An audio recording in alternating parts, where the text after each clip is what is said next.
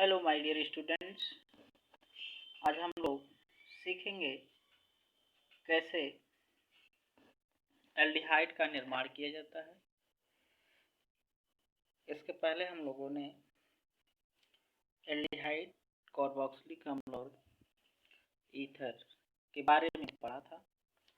आज हम लोग यहाँ पर सीखेंगे एल्डिहाइडों का विरचन।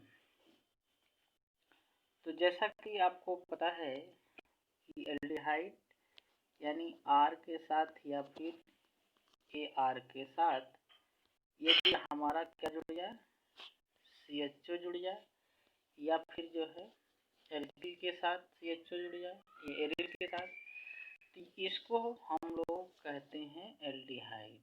क्या कहते हैं? एल्डिहाइड। जब CHO समूह R या AR एल्किल या एरिल के साथ जुड़ता है तो उसको हम लोग क्या कहते हैं? एल्डिहाइड कहते हैं। तो एल्डिहाइड का निर्माण करने की अगर हम बात करें या एल्डिहाइडों के विरचन की बात करें तो देखा जाए तो एल्डिहाइड के विरचन की बहुत सारी विधियां हैं। उन सारी विधियों में देखा जाए तो जो हमारी पहली पॉइंट आती है एसिल क्लोराइड से। किससे? एसिल क्लोराइड से। ये हमारी पहली पॉइंट है, एसिल क्लोराइड से। कौन सी विधि? Acyl chloride. तो एसिल जब क्लोराइड से अगर हम बात करें या फिर अम्ल क्लोराइड की बात करें तो इसको जो है हम रोजेनमुंड अपचयन भी कहते हैं। कौन सी अपक्रिया? रोजेनमुंड अपचयन अपक्रिया। परीक्षा में पूछी जाती है ये हेडिंग जो है, जैसे रोजेनमुंड अपचयन अपक्रिया क्या होती है, ये परीक्षा में पूछी जाती है। तो आप इसको जो है अच्छे से तैयार कर लीजिएंगे। रोजेनमुंड अपक्रिया परीक्षा में ये पूछी जाती है अपक्रिया, तो परीक्षा की दृष्टि से इम्पोर्टेंट है। रोजेनमुंड अपक्रिया अपचयन के द्वारा जो है हम एल्डिहाइड का निर्माण करते हैं। कैसे करते हैं देखते हैं। जब बेंजोइल क्लोराइड का बेरियम सल्फेट पर अवलंबित उत्प्रेरक पर हाइड्रोजन से क्रिया कराते हैं तो हमको एल्डिहाइड प्राप्त होता है। क्या प्राप्त होता है? एल्डिहाइड। फिर से सुनिए, जब बेंजोइल क्लोराइड का बेरियम सल्फेट उत्प्रेरक की उपस्थिति में हाइड्रोजन से क्रिया कराते हैं तो हमको क्या प्राप्त होता है? बेंजल्डिहाइड प्राप्त होता है। और इस प्रकार की अपक्रिया को हम रोजेनमुंड अपचयन अपक्रिया कहते हैं। ठीक, तो समीकरण देख लीजिए। ये आपका सपोज करिए क्या हो गया, बेंजीन हो गया। ठीक है, ये आपका बेंजीन हो गया सपोज करिए। और यहाँ पे जो है आपका C++O फिर Cl एरो H2BaSO4 बनेगा क्या? बेंजीन बनेगा। उसके ऊपर जो है आपका क्या जुड़ जाएगा? CHO। ठीक है, रिएक्शन क्लियर। इस तरीके से ये आपका क्या बन गया? एल्डिहाइड का फॉर्मेशन हो जाता है। फिर से देख लीजिए समीकरण, क्योंकि समीकरण बहुत ही इम्पोर्टेंट है और ये परीक्षा में पूछा जाता है। तो ये आपका हो गया बेंजीन, और यहाँ से ये क्या निकला है? C++O फिर Cl। इसको हम कहते हैं बेंजाइल क्लोराइड। इसकी अपक्रिया किसके साथ कराना है? H2 के साथ कराना है। किसकी उपस्थिति में? Barium sulphate. किसकी उपस्थिति में? बेरियम सल्फेट की उपस्थिति में कराना है। तो यहाँ से HCl अलग हो जाएगा, एक H इसके साथ जुड़ जाएगा, तो कुछ ऐसी स्ट्रक्चर आपको प्राप्त होगा। क्या प्राप्त होगा? ये बेंजल्डिहाइड। ठीक है, इस प्रकार की अपक्रिया को हम क्या कहते हैं? रोजेनमुंड अपचयन कहते हैं। Okay, clear? ठीक, अच्छा। आगे अगर हम बात करें नाइट्राइल या एवं एस्टर से, या फिर हम लोग स्टीफन अपक्रिया। कौन सी अपक्रिया? स्टीफन अपक्रिया।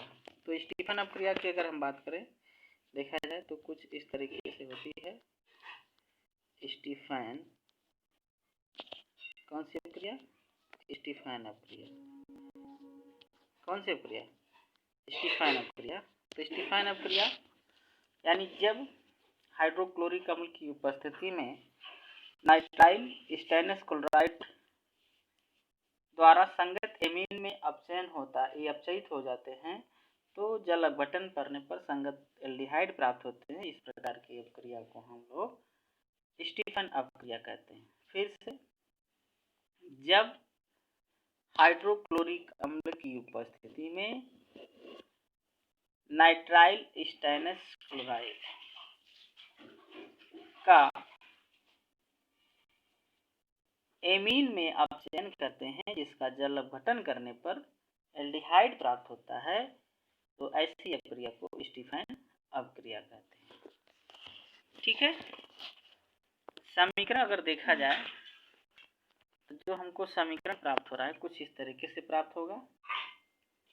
RCN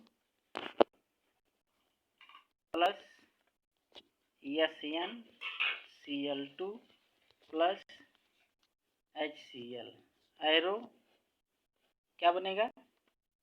एमीन, यानी RCH double bond NH plus यहाँ पे H3O प्लस आन कर दीजिए और फिर ये बन जाएगा आपका RCHO। फिर से देखिए समीकरण फिर से देखिए ध्यान से सभी। RCN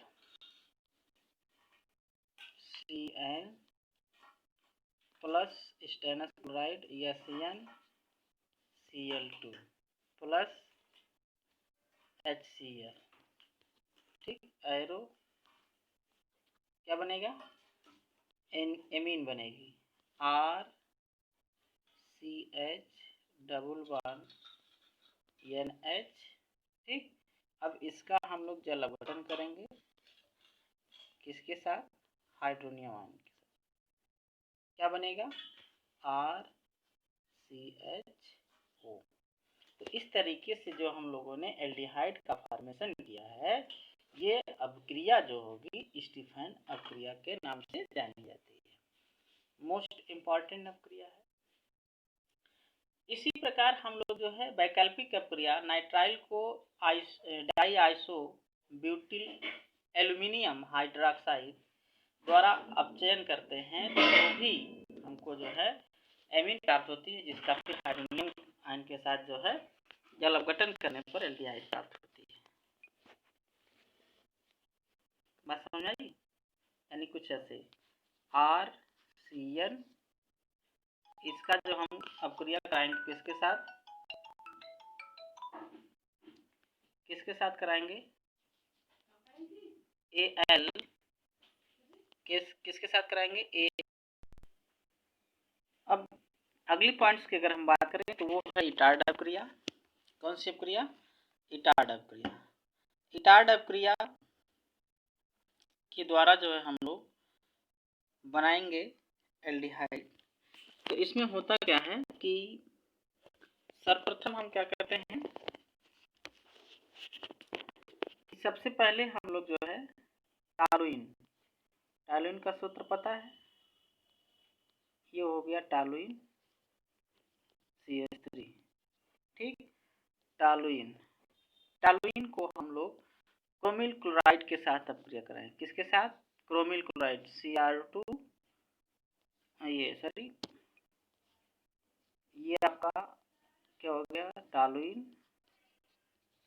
इसकी अपक्रिया आप कराएंगे chromyl chloride CrO2Cl2।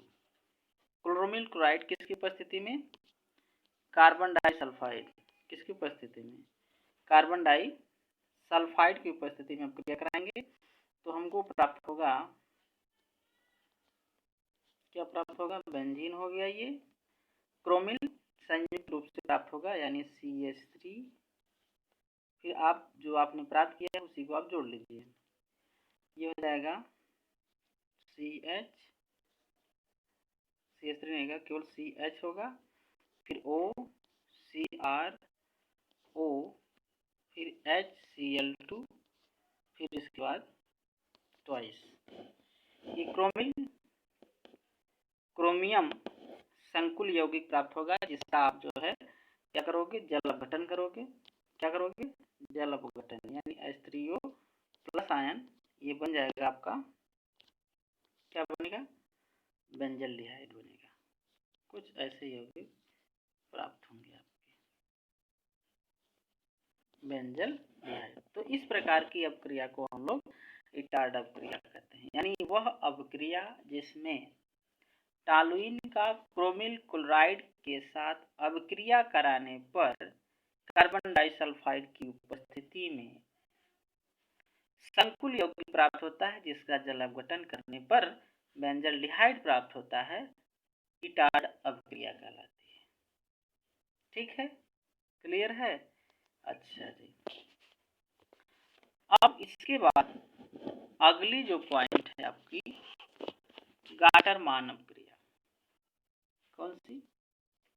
Gattermann Koch अपक्रिया। Gattermann Koch अपक्रिया। ठीक है, तो गाटरमान कॉख अपक्रिया की बात करेंगे। देखते हैं, गाटरमान अपक्रिया की मैं बात करूं तो गाटरमान अपक्रिया ऐसी अपक्रियाएं होती हैं जिसमें बेंजीन की या बेंजीन से बेंजल्डिहाइड प्राप्त किया जाता है, तो ऐसी क्रिया को गाटरमान अपक्रिया कहेंगे। यानी गाटरमान कॉख अपक्रिया ऐसी अपक्रियाएं होती हैं जिसमें बेंजीन या इसके व्युत्पन्न को, बेंजीन या बेंजीन के व्युत्पन्न को निर्जल एल्युमिनियम क्लोराइड या फिर क्यूप्रस क्लोराइड की उपस्थिति में कार्बन मोनोऑक्साइड और हाइड्रोजन क्लोराइड के साथ क्रिया कराते हैं तो बेंजल्डिहाइड प्राप्त होती है। ऐसी अपक्रिया को हम लोग गाटरमान कॉख अपक्रिया कहते हैं। फिर से सुन लीजिए एक बार परिभाषा। जब बेंजीन या इसके व्युत्पन्न को निर्जल एल्युमिनियम क्लोराइड या क्यूप्रस क्लोराइड की उपस्थिति में कार्बन मोनोऑक्साइड और हाइड्रोजन क्लोराइड के साथ क्रिया कराते हैं तो बेंजल्डिहाइड प्राप्त होती है। तो ऐसी अपक्रिया को गाटरमान कॉख अपक्रिया कहते हैं। देख लीजिए, ये आपका बेंजीन हो गया। क्या हो गया? बेंजीन। ठीक, ये हो गया बेंजीन। इसकी अपक्रिया आपको करानी है किसके साथ? कार्बन मोनोऑक्साइड और HCl, वो भी निर्जल, किसके साथ? निर्जल एल्युमिनियम क्लोराइड, निर्जल एल्युमिनियम क्लोराइड या फिर क्यूप्रस क्लोराइड CuCl। तो हमको क्या प्राप्त होगा भैया? हमको सीधे बेंजल्डिहाइड प्राप्त हो जाएगा। क्या प्राप्त हो जाएगा? बेंजल्डिहाइड। यहाँ पर बेंजल्डिहाइड प्राप्त हो गया। इस प्रकार की अपक्रिया को हम लोग क्या कहेंगे? गाटरमान कॉख अपक्रिया कहते हैं। ठीक है, क्लियर है? ओके। अब इसके बाद बात करें हम भौतिक गुण, एल्डिहाइड के भौतिक गुण। तो कमरे के ताप पर, यानी फिजिकल प्रॉपर्टीज, क्या चीज? फिजिकल प्रॉपर्टीज की बात करें, कमरे के ताप पर मेथेनल गैस के रूप में होती है, एथेनल वाष्पशील द्रव के रूप में होती है।